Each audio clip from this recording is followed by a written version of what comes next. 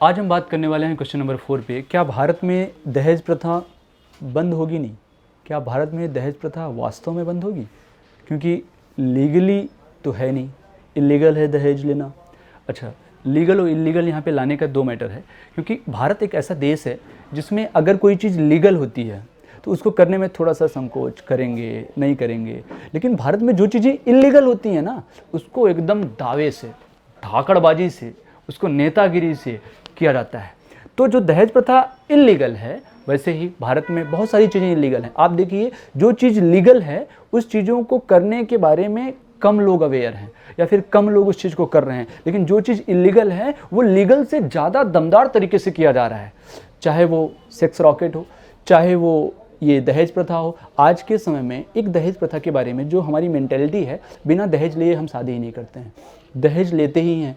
शादी की बात हो तो एक स्टेटस मेंटेन होता है। हाँ, कितने तक जाएगा?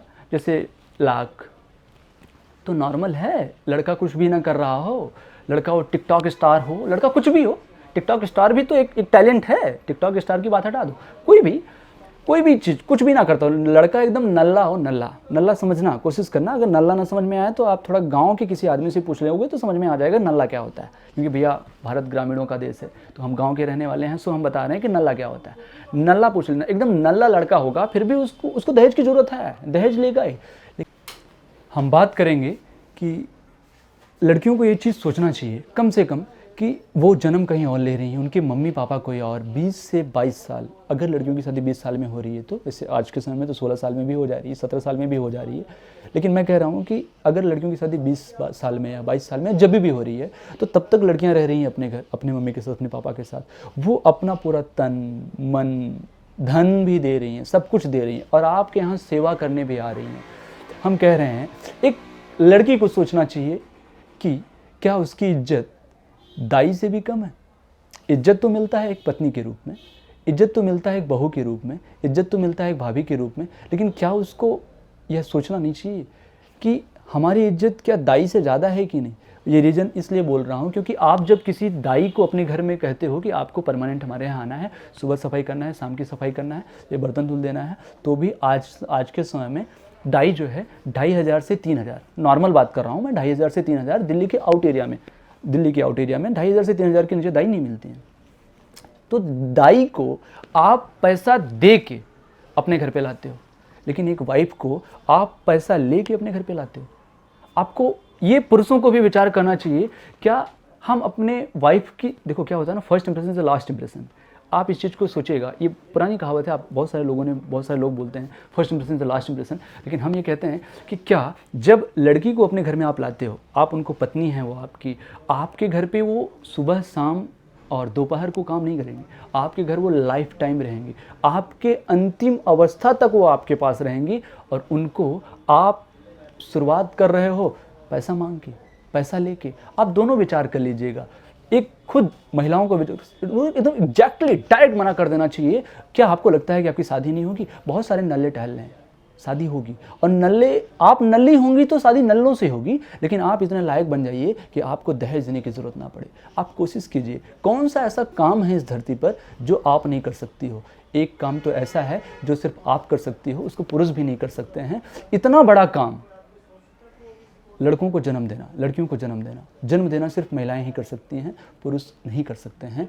तो हमारा क्या नाम है, ऐसा काम जो कि सिर्फ आप कर सकती हो, और आप पैसे दे के घर पे आती हो, पैसे दे रही हो। दहेज आपको एकदम एक्सेप्ट ही नहीं करना चाहिए। अगर कोई लड़का दहेज की मांग कर रहा हो तो आप शादी करने से ही मना कर दीजिए। आप उनसे बोलिए, क्या उनसे क्वेश्चन कीजिएगा, क्या आपके घर में जो दाई हैं, आप दाई से कम हमारी रिस्पेक्ट करोगे? अगर आप दाई से ज़्यादा रिस्पेक्ट करोगे तो दाई को तो पैसा दे के देते हो, और हमसे पैसा लेके हमको घर पे आने का परमिशन मिलेगा।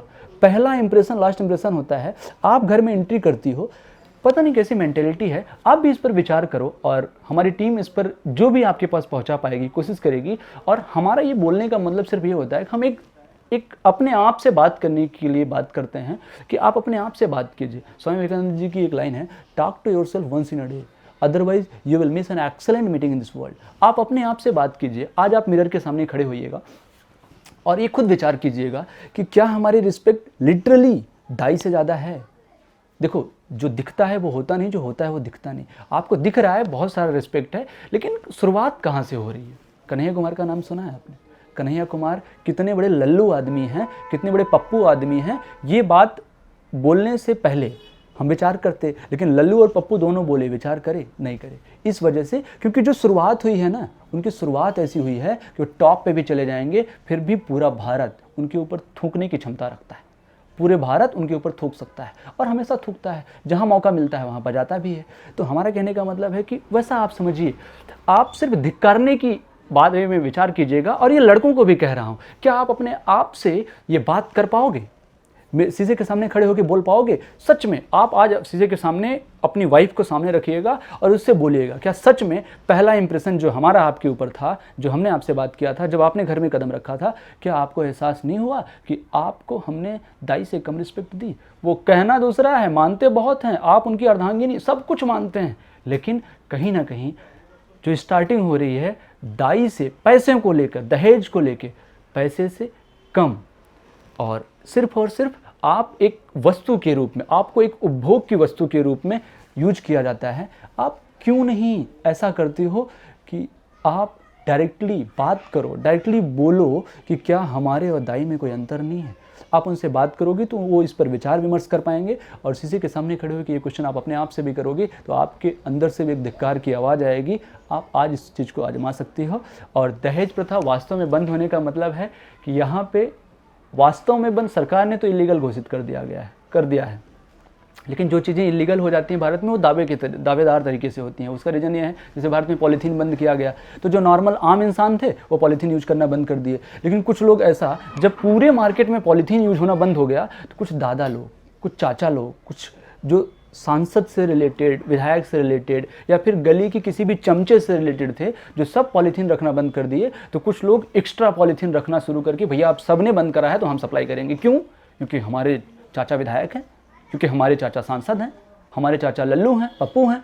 तो लल्लू पप्पू का मतलब यहाँ पे ये कि उनको थोड़ा सा ज़्यादा दादा बन सके हैं अपने क्षेत्र में, इस वजह से वो पॉलीथीन रखेंगे, पॉलीथीन यूज करेंगे।